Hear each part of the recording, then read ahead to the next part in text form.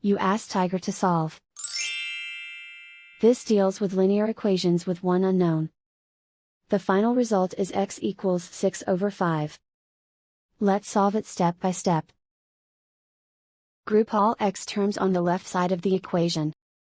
Subtract 6x from both sides. Group like terms. Simplify the arithmetic. Group like terms. Simplify the arithmetic. Group all constants on the right side of the equation. Add 4 to both sides. Simplify the arithmetic.